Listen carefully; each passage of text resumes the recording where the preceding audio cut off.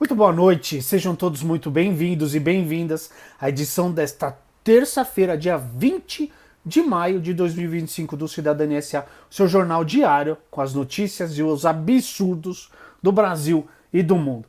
E hoje tem umas coisinhas aqui complexas, tá? Mas vamos começar com o acolhimento, né, das acusações aqui que teve o julgamento hoje no STF, na primeira turma do STF. Muita gente achou que ia ficar para amanhã, né, porque eram 12 pessoas, todos os advogados falaram e tal. Eu estava assistindo agora os votos dos ministros do STF. A ministra Carmen Lúcia é fantástica, ministro Flávio Dino, Alexandre de Moraes dá um voto tão bem embasado que os outros votam muito rapidinho. Então, todos foram indiciados. As denúncias foram aceitas contra 10 dos 12. Ficaram de fora Cleverson Ney Magalhães, tenente-coronel, e o Newton Diniz Rodrigues, general. Tá? Como eu disse, o Alexandre deu o voto inicial. Depois o Flávio Dino, o Fux, a Carmen Lúcia e o Zanin, que é o presidente da primeira turma, acompanharam, recebendo a denúncia contra 10 dos 12. E é isso. E uma das coisas, eu vou falar pouco disso, porque é o grupo 3 aqui, dos kids pretos lá, o pessoal todo. Mas eu acho que a frase mais importante, pelo menos das que eu vi nos votos dos ministros, foi da queridíssima Carmen Lúcia. Ela fala o seguinte: a gente teve 4, ela falou já é o 4º julgamento de denúncia. E ninguém disse que a tentativa de golpe não ocorreu. Ninguém. Nenhum advogado chegou lá e falou: não, isso aqui é mentira, não aconteceu, não teve tentativa de golpe nenhuma. Não. O meu cliente não estava, o meu cliente não foi, o meu cliente não viu, o meu cliente não participou. Mas ninguém chegou lá e disse que não houve uma tentativa de golpe de Estado. Para mim, essa parte é a fala mais importante das que eu vi, principalmente da ministra Carmen Lúcia, tá bom? Então, 10 acusados vão ser julgados, tá? Bernardo Romão Correia Neto, coronel, o Cleverson ficou fora, Estevão Teófilo, general, Fabrício Moreira de Bastos, coronel, Hélio Ferreira, tenente-coronel, Márcio Nunes de Rezende de Júnior, coronel, o Newton Diniz Rodrigues ficou fora, Rafael Martins de Oliveira, tenente-coronel, Rodrigo Bezerra de Azevedo, tenente-coronel, Ronald Ferreira de Araújo Júnior, tenente-coronel, e Sérgio Ricardo Cavalieri de Medeiros, tenente-coronel, e o policial federal Vladimir Matos Soares. Então, assim, você vê, tudo militar. O tal dos clientes pretos, né? Agora a gente vai esperar o julgamento, vai marcar o julgamento, já tá tendo as primeiras testemunhas, né? Começaram a ser ouvidas ontem, teve o Freire Gomes, que eu trouxe aqui no canal para vocês, e é isso, tá bom? Então 10 dos 12, para ver que não tem perseguição nem nada. Quando não tem materialidade, quando a acusação é frágil, eles não recebem a acusação. Simples, a STF trabalhando corretamente. Agora, tem uma aqui, que essa daqui afeta a gente, tá bom? Então quando você for no posto, ficar ouvindo que, cortaram o preço, a Petrobras cortou o preço, mas a gasolina não diminui, vem ver de quem que é a culpa aqui, ó. Petrobras corta preços, mas postos aumentam lucros e combustíveis encarecem. Tá bom? A reportagem é do Vinícius Kontinski, do Brasil de Fato. A Petrobras reduziu em 9% o preço da gasolina que ela vende a distribuidores de combustível desde que o presidente Luiz Inácio Lula da Silva voltou à presidência em janeiro de 23. No entanto, a gente não viu isso se refletir no preço nas bombas. Pelo contrário, segundo dados da Agência Nacional do Petróleo, a ANP, o preço médio do litro do combustível subiu 26% no período. Então teve um corte de 9% nesse período, né, do Lula presidente, mas o combustível na bomba aumentou 26%. A diferença entre o preço praticado pela Petrobras e o valor cobrado ao consumidor pode ser explicada em parte pelo aumento da margem de lucro das distribuidoras e dos postos de combustíveis. De janeiro de 23 até aqui, ele cresceu pelo menos 10%, segundo dados do Ministério de Minas e Energia, tabulados pelo economista Eric Gil Dantas, do Instituto Brasileiro de Estudos Políticos e Sociais, IBPS. Tá bom? Então é por isso que o preço não baixa, não diminui. Tá bom?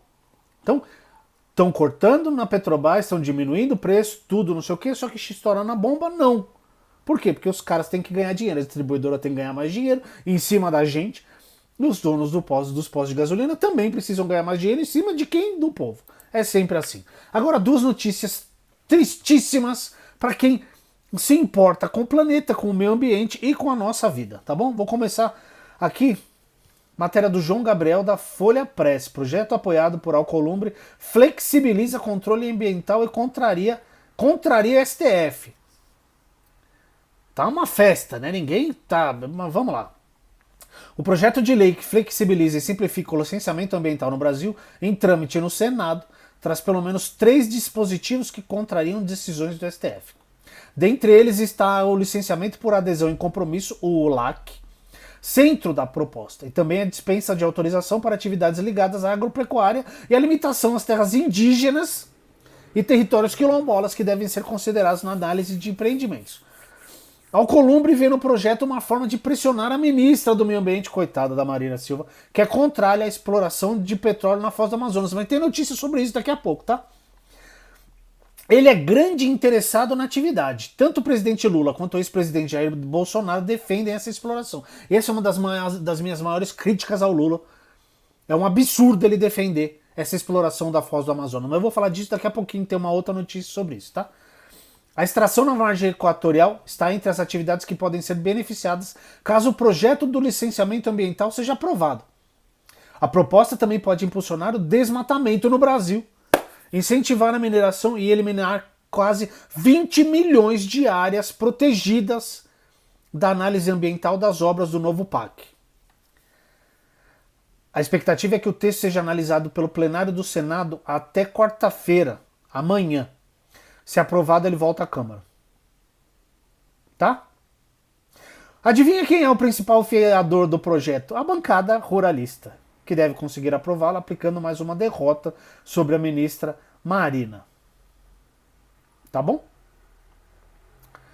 Ai, cara, em geral a lógica do projeto é simplificar e acelerar o licenciamento ambiental, ampliando possíveis punições. Um dos principais instrumentos para isso é o LAC. Nesse procedimento, o empreendedor recebe o aval para iniciar sua atividade por se comprometer a cumprir exigências ambientais previamente estabelecidas sem passar por uma análise individualizada.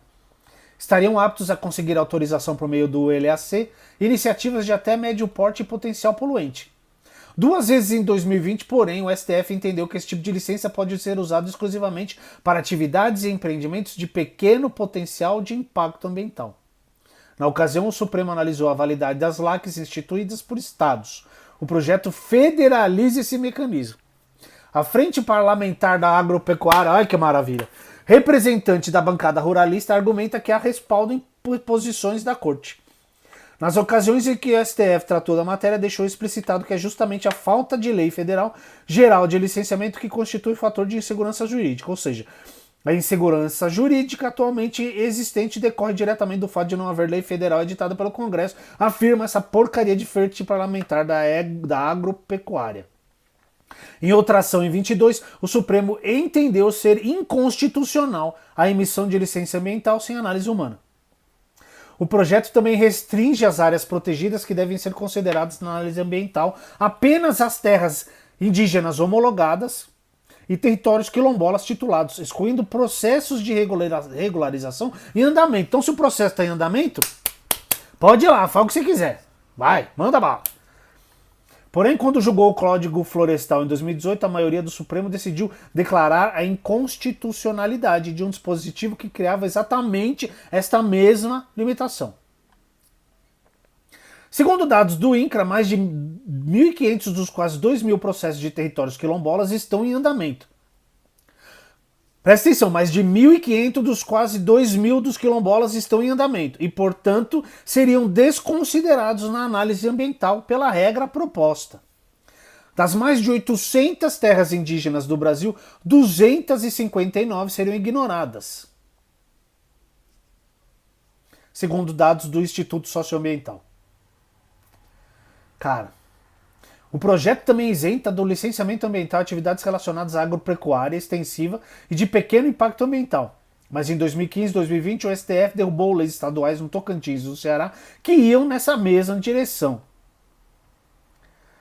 Cara, Jesus, o projeto reduz a participação dos órgãos representativos como o INCRA e FUNAI, estabelecendo regras e prazos para a manifestação destes.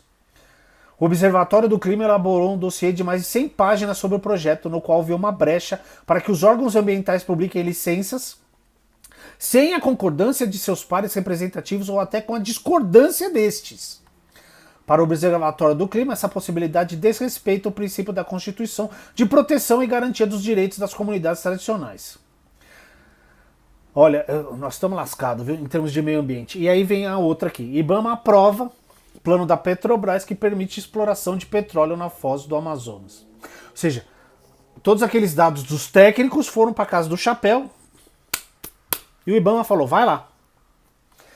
Ai, cara... O IBAMA aprovou ontem, segunda-feira, dia 19, o plano de proteção à fauna apresentado pela Petrobras como parte dos procedimentos para o licenciamento ambiental da perfuração exploratória de petróleo na foz do Amazonas. A empresa quer explorar petróleo em mais de 2.000 quilômetros da costa equatorial brasileira. Puta merda.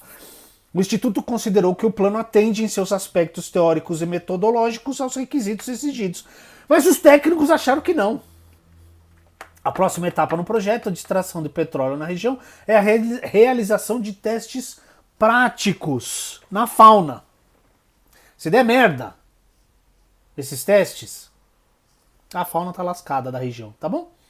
Serão realizadas vistorias e simulações de resgate de animais de fauna oleada que testarão na prática a capacidade de resposta da Petrobras em caso de acidentes com derramamento de óleo. Essa resposta também será avaliada pelo IBAMA.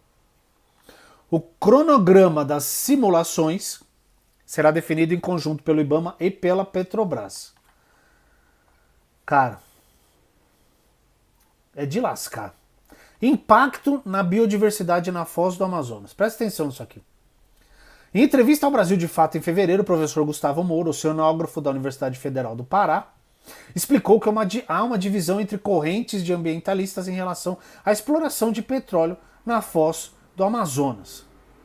As alas favoráveis ao projeto entendem que ele trará uma fonte de financiamento para a transição energética, em detrimento aos que propõem um modelo de desenvolvimento econômico que respeite a soberania das comunidades tradicionais. Outro grupo entende que os riscos apresentados são graves demais para que a atividade seja permitida. As comunidades tradicionais da região, por exemplo, são majoritariamente contra o projeto. Aqui na Amazônia, as palavras do professor Moura aqui, oceanógrafo. Aqui na Amazônia, essa é uma área considerada estratégica para ser protegida, justamente porque deveria ser espelho do mundo, ainda mais no ano da COP30. Eu estou dentro do grupo que pede mais pesquisas para entendermos melhor o impacto na biodiversidade, que considera os riscos apontados pelo IBAMA e pela própria Petrobras como suficientes para não correr riscos desnecessários. É isso. E assim, essa justificativa de que vai usar uma parte do dinheiro que esse petróleo que talvez exista, para fazer a transição energética, o Brasil tem condições de fazer a transição energética sem precisar explorar a foz do Amazonas. Tem total condição. Mas não. É aquela porcaria do ministro lá das Minas e Energias, a presidenta da Petrobras, que estão forçando a mão, e o IBAMA e o governo federal, uma das minhas maiores críticas ao Lula, como eu já disse, está forçando também para que seja aprovado isso aí. E a Marina está sozinha, com os técnicos do IBAMA e alguns, cientistas, alguns biólogos, pessoas com um pouco de noção. Mas pelo jeito vai ser aprovado e nós vamos se lascar, né? É isso aí. Então é isso, essa foi a edição de hoje do Cidadania S.A. Nesta terça-feira, dia 20 de maio de 2025. Não conhecia, caiu aqui de paraquedas? Curtiu? Curta aí, se inscreva no canal, mande pros amigos, vamos debater sobre o nosso país, sobre o nosso mundo, tá bom? Essas foram as notícias de hoje, um abraço e até amanhã.